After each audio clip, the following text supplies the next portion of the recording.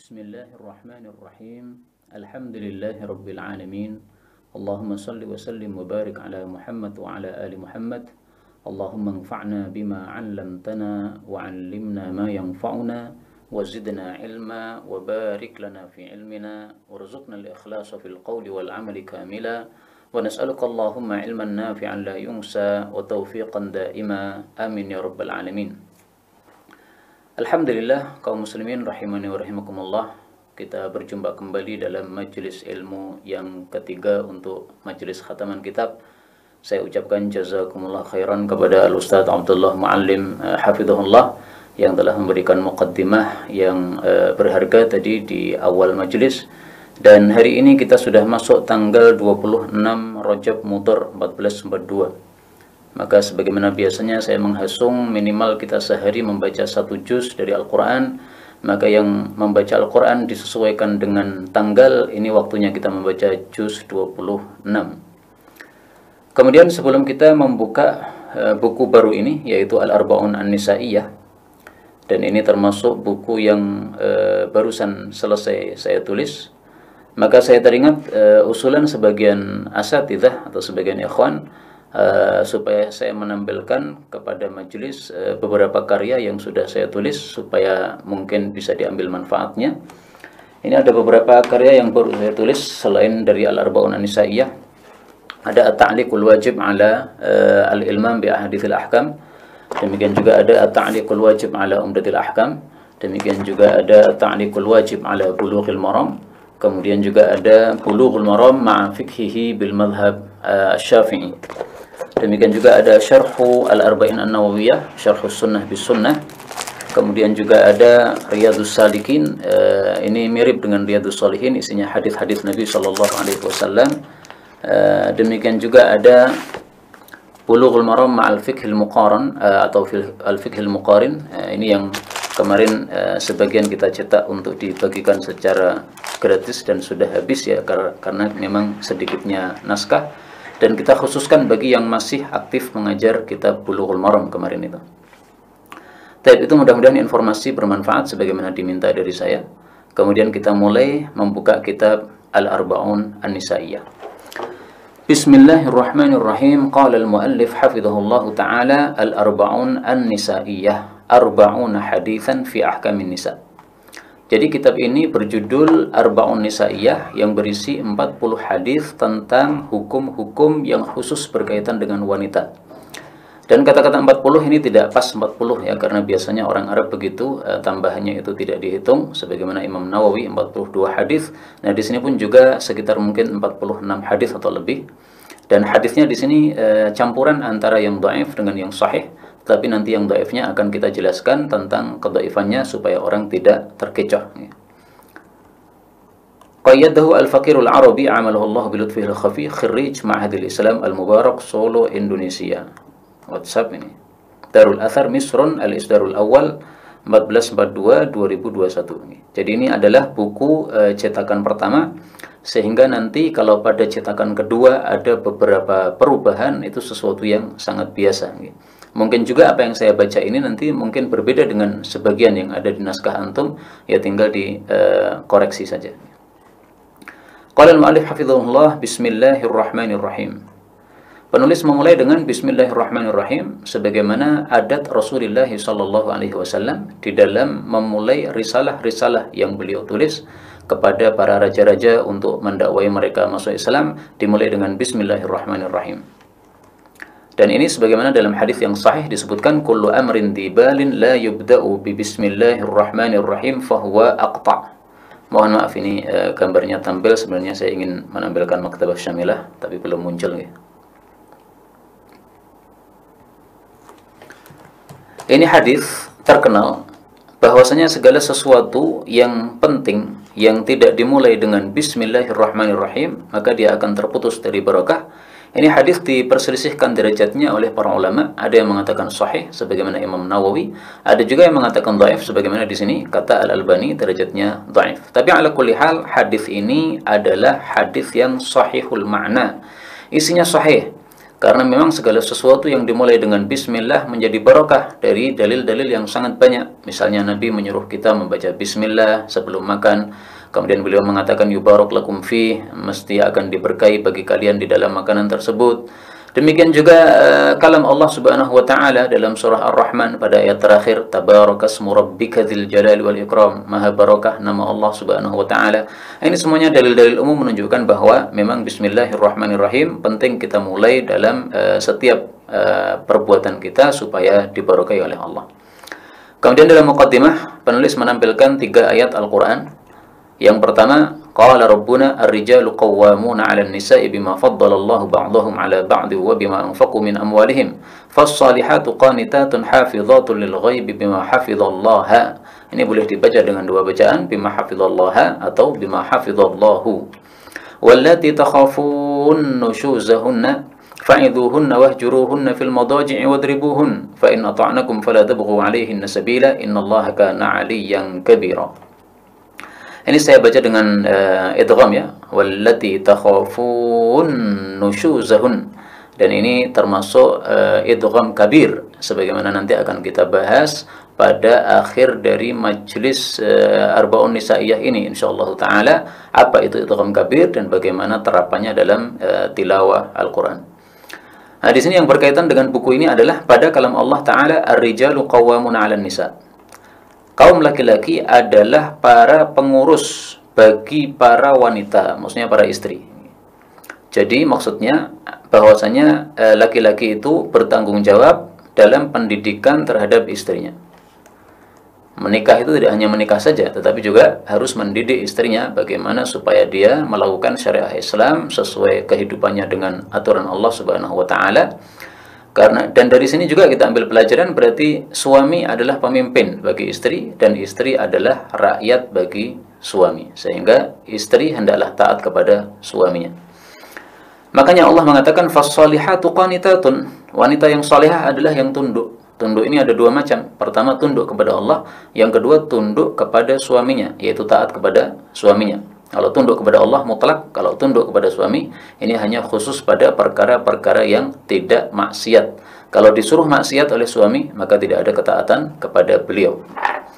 Allah mengatakan hafizatul lil ghaib, yang wanita itu menjaga ketika ghaibnya suami. Jadi suaminya pergi dari rumah, wanita ini menjaga dirinya, tidak selingkuh, menjaga hartanya suami, tidak mengambilnya kecuali dengan izinnya. Ini makna dari hafizatul lil ghaib sebagaimana tafsir yang terkenal.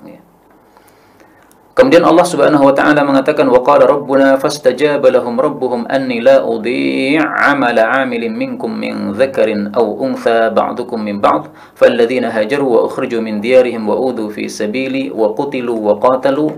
Ada 2 bacaan, boleh juga wa qatalu wa qutilu la ukaffiranna 'anhum sayyi'atihim wa la udkhilannahum jannatin tajri min tahtiha al-anhar thawaban min 'indillahi wallahu 'indahu husnul thawab. Ini surah Ali Imran ayat 195. Ini bacaan yang saya tulis pada naskah kedua adalah qutilu wa qatalu. Ya, kalau di kitab antum mungkin masih qatalu wa qutilu, itu berarti pada naskah yang pertama. Dan ini dua-duanya adalah qiraah mutawatirah. Adapun bacaan qutilu wa qatalu ini qiraah orang-orang Kufah, yaitu qiraahnya Imam Hamzah, demikian juga Imam Al-Kisai. Qiraah kita Imam Asim ini juga Kufah, tetapi qiraah Imam Kufah sebagaimana Imam Asim sebagaimana qiraahnya rata-rata qurra, yaitu membacanya wa qatalu wa qutilu. Adapun yang berkaitan dengan bab buku ini adalah kalam Allah taala la udhi' 'amala 'amilin minkum min dzakarin aw untha. La udhi' 'amala 'amilin, ini saya baca dengan idgham dan ini termasuk idgham kabir sebagaimana akan kita pelajari insyaallah di akhir majelis. Allah mengatakan la udhi', aku tidak menyia-nyiakan 'amala 'amilin minkum, amalan siapapun dari kalian min dzakarin aw untha, baik laki maupun perempuan. Jadi dalam Islam perempuan itu oleh Islam disamakan, setara derajatnya. Maksudnya setara bukan berarti dalam semua hal ya, tapi dalam bab amal soleh. Amalan laki-laki sama amalan perempuan oleh Allah Subhanahu wa taala semuanya disetarakan. Beramal yang baik dibalas kebaikan, beramal yang buruk dibalas keburukan. Jadi Allah tidak pilih kasih antara laki-laki dengan perempuan.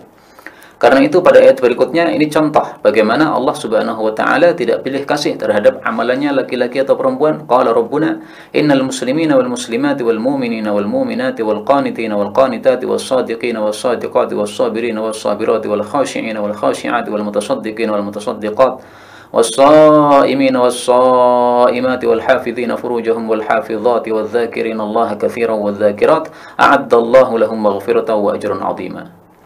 Jadi baik muslim laki-laki maupun muslim perempuan dan seterusnya, ini semuanya Allah sudah siapkan bagi mereka ampunan dan pahala yang besar, yaitu jannahnya Allah Subhanahu wa taala. Mudah-mudahan semua amal saleh kita diterima oleh Allah dan semua amal keburukan kita diampuni oleh Allah sehingga kita bisa masuk ke dalam jannah dalam keadaan bila hisabin wala adab. Amin ya rabbal alamin. Ayat ini disebutkan dalam kitab-kitab tafsir bahwa sebab nuzulnya, sebab turunnya adalah perkataan Ummu Salamah. Ya Rasulullah, Allah Subhanahu wa taala selalu menyebutkan kaum laki-laki, ar-rijal, ar-rijal.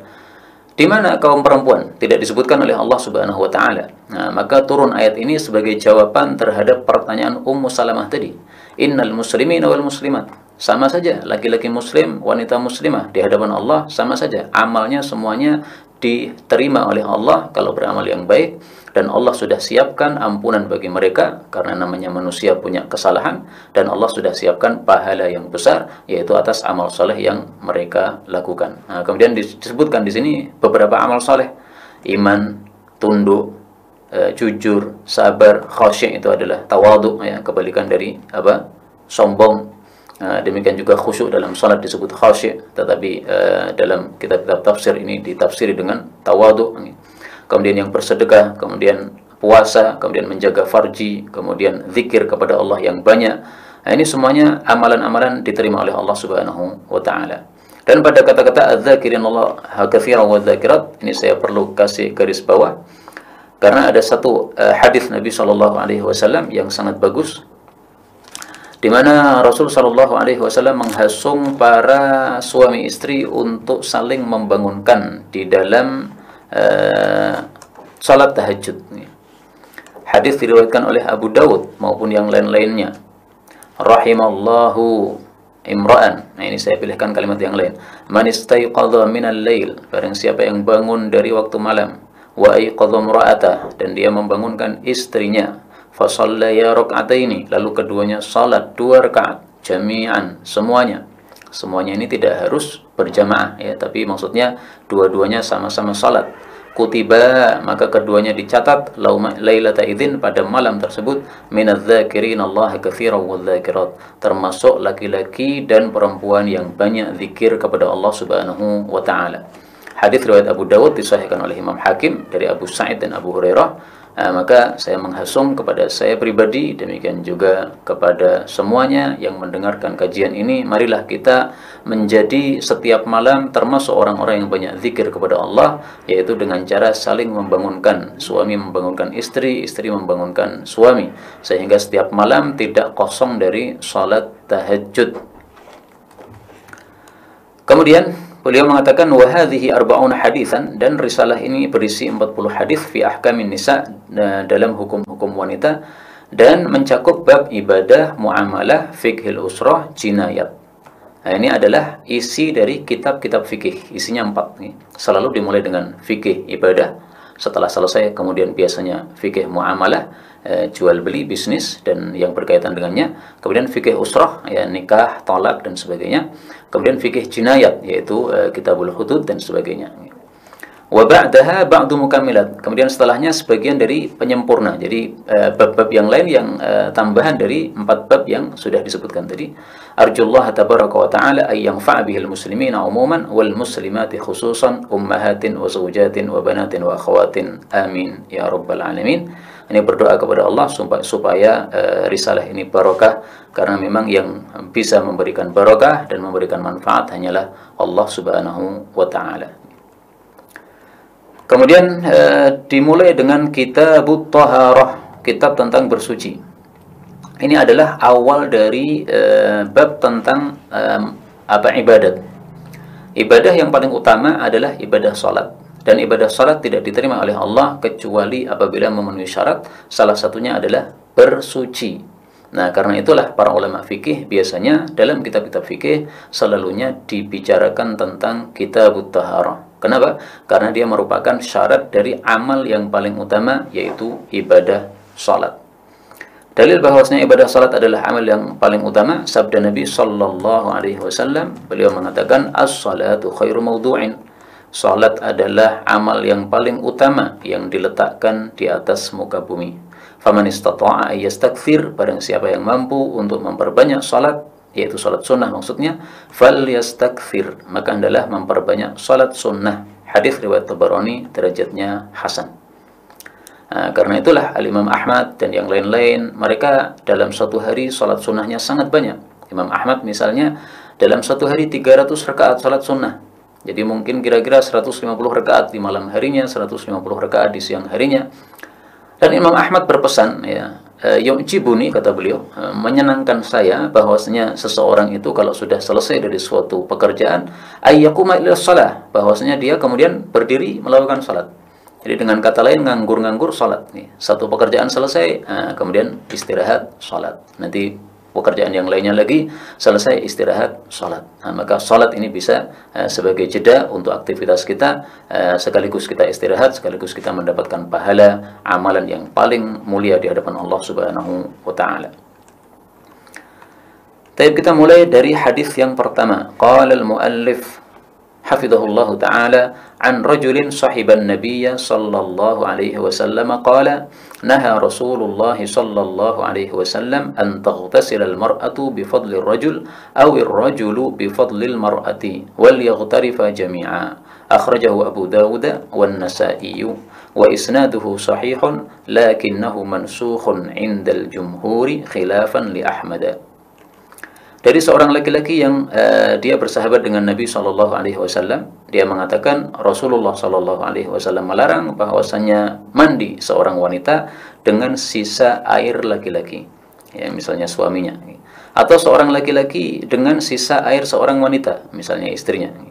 Dan hendaklah keduanya itu yaghtarifa, menciduk jami'an bersama-sama. Ini maksudnya suami istri mandi bersama.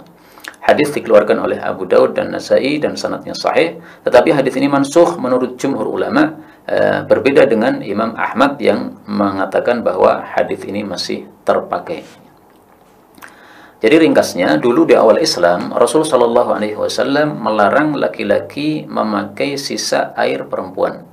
Demikian juga perempuan memakai sisa air laki-laki.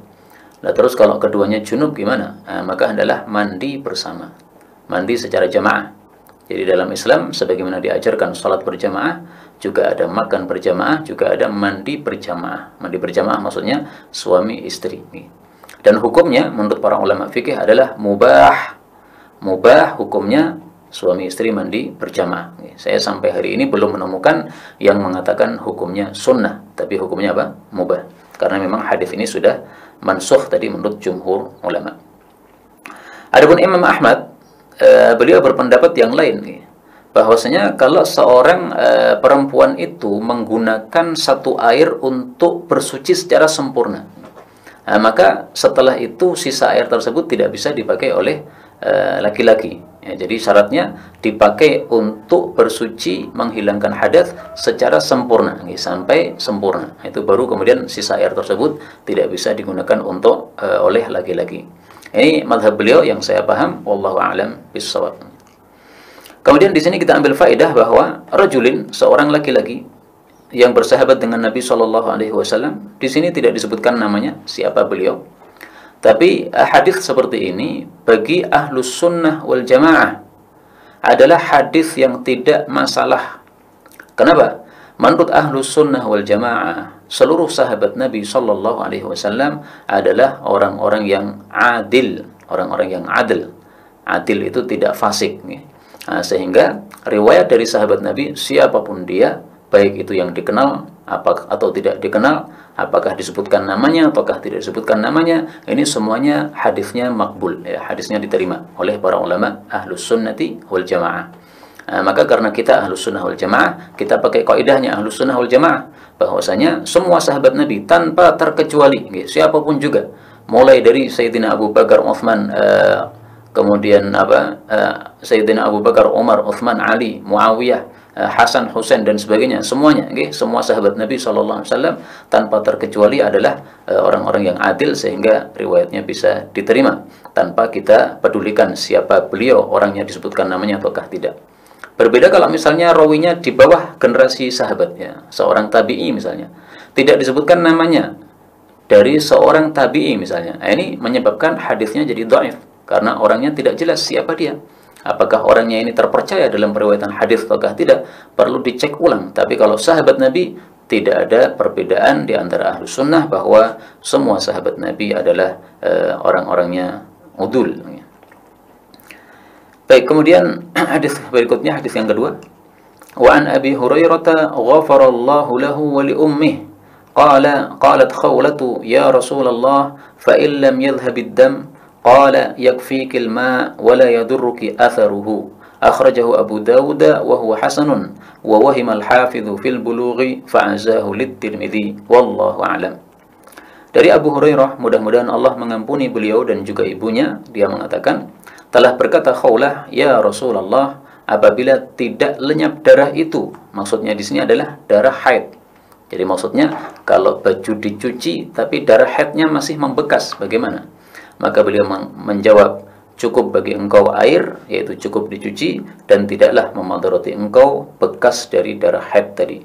Hadis dikeluarkan oleh Abu Daud dan hadis ini hasan, dan telah waham, yaitu telah rancu Al-Imam Al-Hafidh di dalam kitab Bulughul Maram, sehingga dia menisbatkan riwayat ini pada Imam Tirmidzi, padahal Imam Tirmidzi tidak meriwayatkannya. Wallahu a'lam. Maka siapa yang punya kitab Bulughul Maram, silahkan nanti dilihat pada hadis ini, ya, bahwa takhrij Imam Tirmidzi di situ, bahwa Imam Tirmidzi meriwayatkannya itu tidak benar, ya. Yang meriwayatkan adalah Al-Imam Abu Dawud rahimahullah ta'ala. Ini yang mengatakan bukan saya, tapi saya hanya menukil dari perkataan para ulama, kemudian saya kumpulkan dalam risalah atau buku ini.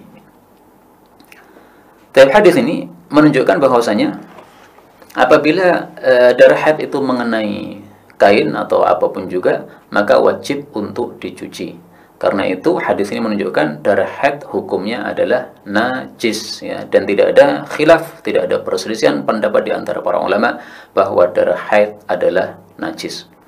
Adapun darah-darah yang lain, ya, selain haid dan nifas, maka masih diperselisihkan oleh para ulama. Meskipun mayoritas ulama berpendapat darah apapun juga itu adalah najis, tapi sebagian kecil ulama berpendapat, ya, tampaknya yang memulai adalah Al-Imam Asy-Syaukani, bahwasanya darah itu tidak najis kecuali yang ada dalil najisnya secara jelas. Nah, ternyata yang ditemukan dalil najisnya secara jelas adalah darah haid atau darah nifas. Selain itu, tidak ada dalil yang tegas-tegas menunjukkan najisnya darah. Misalnya darah mimisan atau darah dari luka, dan sebagainya. Nah, itu semuanya tidak najis menurut Al-Imam Asy-Syaukani rahimahullahu ta'ala. Kemudian dari hadis ini kita ambil pelajaran juga bahwa darah haid kalau mengenai baju, kemudian bajunya sudah dicuci, ternyata masih ada asar, ada bekasnya. Nah, maka bekas ini tidak memadoroti, alias baju itu sudah suci, nggak ada masalah. Dan bekas itu ada dua macam, ya. Ada bekas berupa warna, ada bekas berupa bau. Darah haid itu mempunyai dua sifat, sebagaimana sabda Nabi SAW dalam hadis yang lain. Nanti akan kita baca insya Allah. Yaitu beliau mengatakan bahwa darah haid itu aswad yu'raf atau aswad ya'rif. Ada dua bacaannya. Darah haid itu merah kehitam-hitaman dan mempunyai bau yang khas. Nah, berarti Nabi mensifatkan dua sifat. Pertama, dia punya warna, yaitu merah kehitam-hitaman, merah pekat maksudnya. Kemudian yang kedua adalah mempunyai bau yang khas. Nah, maka kalau salah satu dari dua sifat ini masih meninggalkan athar, masih meninggalkan bekas, maka itu tidak masalah. Yang penting sudah dicuci. Maka ini termasuk dalam bab apa yang Allah sebutkan dalam Al-Quran, la yukallifullahu nafsan illa wus'aha. Surah Al-Baqarah ayat 286. Allah tidak membebani suatu jiwa kecuali sesuai kemampuannya. Demikian juga pada surah At-Talaq ayat 7. La yukallifullahu nafsan illa ma ataha. Nah, maka dari sini juga kita ambil pelajaran bahwa kalau misalnya kasur kita terkena kencing anak misalnya, dan kasur termasuk karena tebal ya, termasuk yang tidak bisa dicuci, maka para ulama katakan cara mensucikannya dengan dituangi air, kasurnya dituangi air, kemudian dijemur. Setelah dijemur, apabila masih ada asar baunya kencing tadi, maka ini tidak ada masalah karena sudah apa? Disiram air. Tetapi memang teorinya supaya tidak tercium bau kencing itu, hendaklah air tadi dicampuri dengan Baiklin dan lain-lainnya misalnya. Karena kalau dicampur dengan Baiklin, maka insya Allah baunya sudah tidak tersisa lagi. Kemudian dari sini kita ambil pelajaran juga bahwa ulama itu bisa salah. Di sini Al-Imam Al-Hafidh dalam kitab Bulughul Maram menisbatkan hadis ini pada Imam Tirmidzi, ternyata tidak ada dalam Sunan Tirmidzi. Yang mengatakan adalah para ulama bahwa beliau waham dalam hal ini. Dan itu biasa. Seorang ulama menulis suatu kitab berdasarkan hafalan yang dia miliki, tidak seperti kita ya. Kita menulis kitab kan copy paste dari kitab-kitab yang sudah ada kemudian dikumpulkan, namanya jamak dan tertib. Nah, kalau ulama dulu menulis kitab itu dari hafalan mereka, sehingga wajar kalau ada sedikit salah-salah begini. Kemudian di sini ada tertulis Abu Hurairah ghafarallahu lahu wa li ummi. Ini mungkin pada naskah yang pertama masih radhiyallahu anhu ya. Tapi untuk naskah kedua saya lebih suka untuk khusus Abu Hurairah kita doakan ghafarallahu lahu wa li ummi. Kenapa?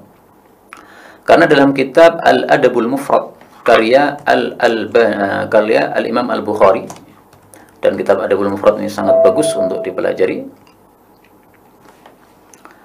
Di sana disebutkan bahwa Abu Hurairah pernah berdoa. Doanya apa?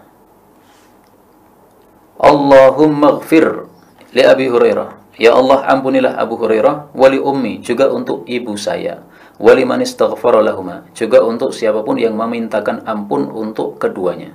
Nah, maka Muhammad bin Sirin, muridnya Abu Hurairah, mengatakan, kami suka memintakan ampunan untuk Abu Hurairah dan ibunya, supaya kami masuk dalam doanya Abu Hurairah tadi.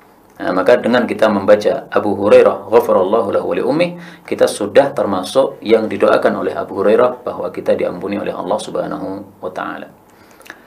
Hadis berikutnya yang ketiga, wa an Ummi Salamah radhiyallahu anha anna Sulaimin radhiyallahu anha wa hiya imra'atu Abi Talhah qalat, ya Rasulullah, inna Allah la yastahyi min al-haqq, fahal 'ala al-mar'ati al-ghuslu idha ihtalamat? Qala na'am idha ra'atil ma'. Al-haditha muttafaqun alaih. Dari Ummu Salamah bahwasanya Ummu Sulaim, yaitu istrinya Abu Talhah, berkata, wahai Rasulullah, sesungguhnya Allah itu tidak malu terhadap kebenaran. Maka apakah wajib atas seorang wanita untuk mandi apabila dia mimpi basah?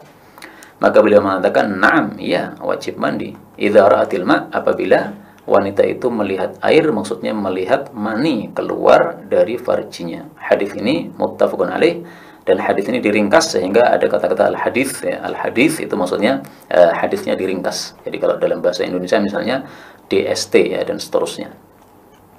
Hadis ini menunjukkan bahwasanya wanita dengan laki-laki hukumnya di dalam Islam disamakan, tidak ada perbedaan.